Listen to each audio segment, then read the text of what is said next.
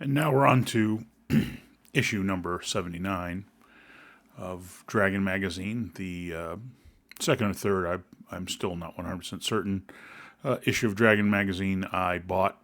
After this, I don't know exactly in what order I bought all the Dragon magazines, though I probably bought them for the most part, starting with issue 85 in chronological order up until the early 120s.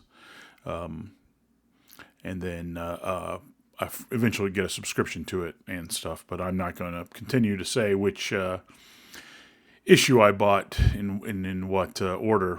I only know these first three because they're stuck in my memory. And this is the issue that has probably overall the least influence on my D&D game over the last few decades. Though this article, the one that I'm showing here, setting saintly standards by Scott Binney, is one of the ones that still influences me. As you can see, this is a idea of having saints for your gods. So having giving saints the kind of treatment that demigods are given, having them be a level below demigods, beings of holiness, very much in the style of the saints of the Orthodox and Catholic Church, which is and it says right here that they are as a demi-deity. They are, but they are serving specific gods. Even has in here with Saint Kargoth, the king of the Death Knights, a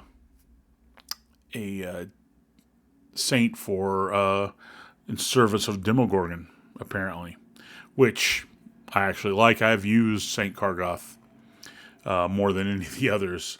I actually had the one of my campaigns have Saint Bane in it recently, but Saint Kargoth was the one I used the most because I love Death Knights.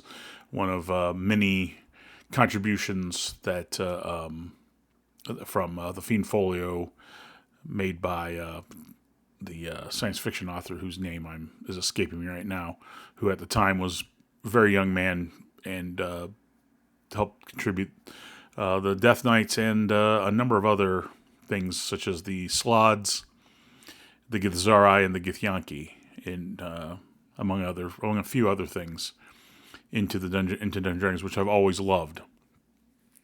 If I remember his name, I'd say it. But anyway, we'll go back as always to the cover, which is I don't think as striking as the other two covers that I've mentioned so far. So here is the single page view of that. Always goes to the ad. I like this cartoonish art style from who is this? Jack Crane. And I see, I guess they're supposed to be hobbits and anthropomorphic rabbits harvesting food under a smiling moon. This is not my style of fantasy.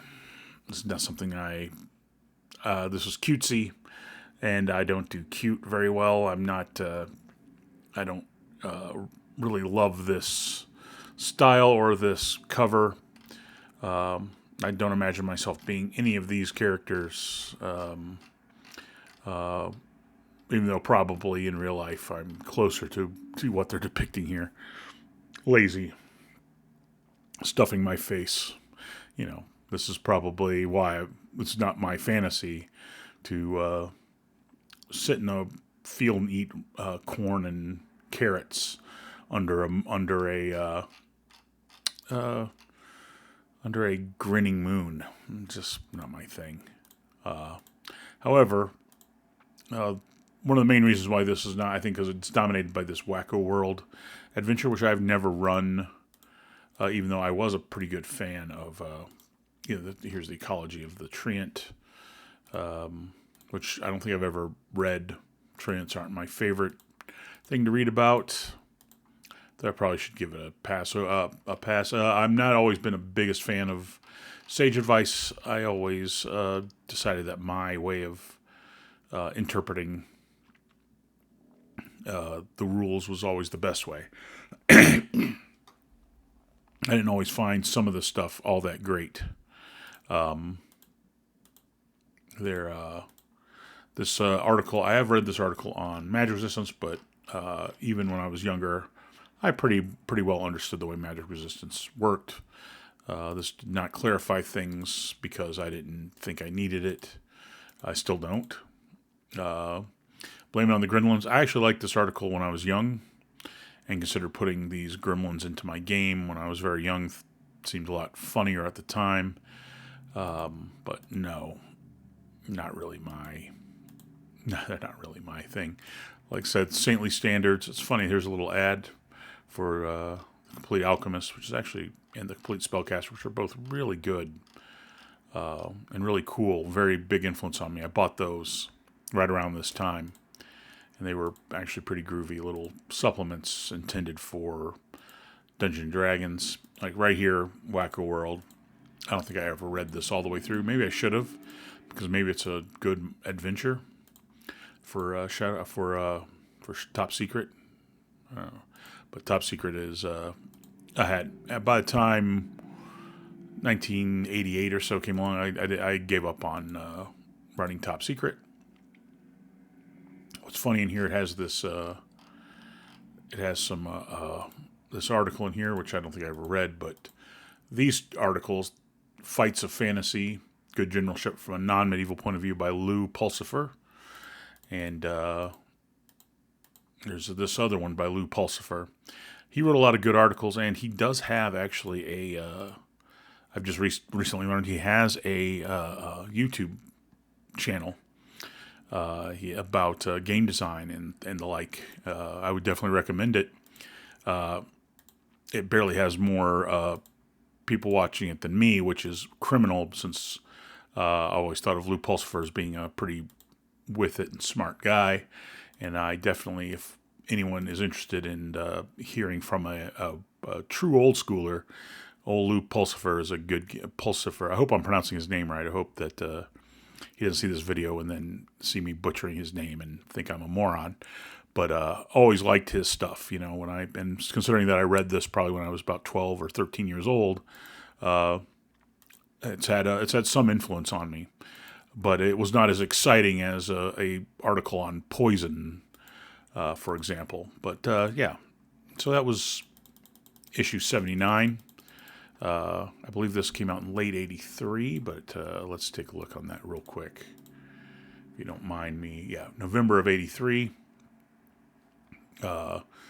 It doesn't have any articles in it by Ed Greenwood, which was who I always was looking for, was Ed Greenwood, Roger Moore.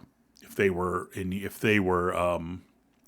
had articles in here, I was extremely happy.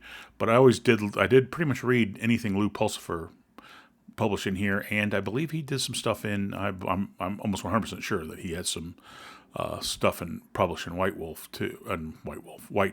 too. But I could be wrong. If I can go back through a few of I don't have that much old White Dwarf stuff, but I do seem to remember seeing his name on a few articles back in the day. And maybe I'll go looking through there, confirm, just because I'm curious all of a sudden. But anyway, that's about it for this one. This was it was influential on me just because it was one of the first 3 issues of Dragon Magazine I ever read. And this is anyway, that's about all I have to say for this one. But if you like this video, please like and subscribe.